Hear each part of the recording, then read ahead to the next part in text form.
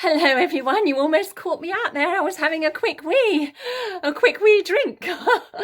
Anyway, on with our story. If you remember, Henry was about to write in Peter's diary. So on Monday, Peter had written, "Today I drew a picture of my teacher, Miss Lovely." What did Henry write? Henry wrote, "I drew her with piggy ears and a great big giant belly. Then I turned it into a dartboard. Miss Lovely gave me a gold star for reading." Miss Lovely is my worst teacher ever. She should really be called Miss Lumpy. Miss Dumpy Lumpy is what Gordon and I call her behind her back. She'll never know. I'm the best reader in the class and the best at maths and the best at everything else. Too bad I have smelly pants and nitty hair. That's more like it, thought Horrid Henry. Tuesday. Today I said please and thank you 236 times. Not. I called Mum a big blobby pants face. I called Dad a stinky fish. Then I played pirates with the world's greatest brother, Henry. I wish I was clever as Henry, but I know that's impossible. Wednesday. Today I ate all my vegetables. Then I sneaked loads of sweets from the sweet jar and I lied to Dad about it. I'm a very good liar. No one should ever believe a word I say. Henry gets the blame, but really, everything is always my fault. Thursday. Today I sharpened my pencils. All the better to write rude notes. I ate all my sprouts and had seconds. Then threw up all over Mum. What a smell. I really am a smelly toad. I'm so lucky to have a great brother like Henry. He's always so nice to me. Hip hip hooray for Henry. Friday. Today I wrote a poem to my dummy. I love my dummy. It's my best chummy. It tastes so yummy. It's so scrummy. I love my dummy.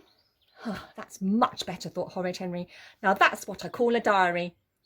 Everyone would have died of boredom otherwise. Henry carefully replaced Peter's diary in the bookcase.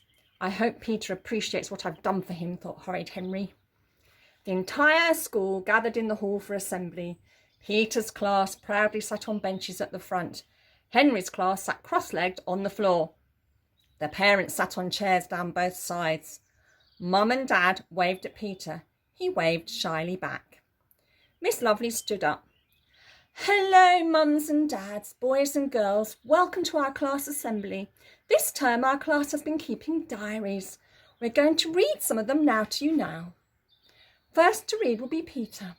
Everyone pay attention and see if you two can be as good as I know Peter has been. I'd like everyone here to copy one of Peter's good deeds. I know I can't wait to hear how he spent this last week." Peter stood up and opened his diary. In a big loud voice he read, "Monday. Today I drew a picture of my teacher, Miss Lovely." Peter glanced up at Miss Lovely. She beamed at him.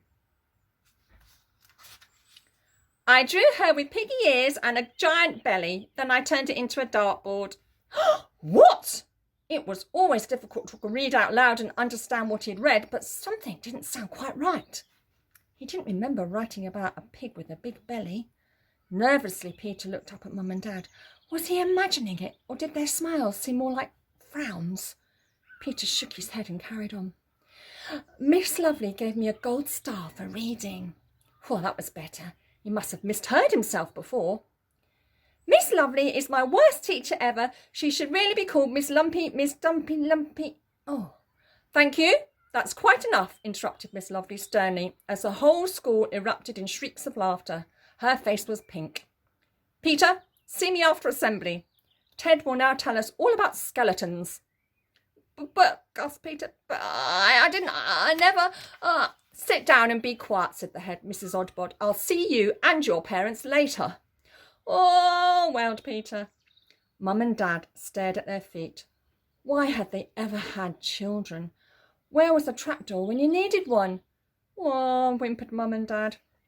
Naturally, Henry got into trouble, big trouble. It was so unfair. Why didn't anyone believe him when he'd said he'd improved Peter's diary for his own good?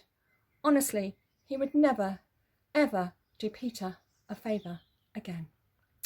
Well, I enjoyed reading to you all, everybody, and I look forward to seeing you in the gardens at Aberwin Lodge. Bye for now.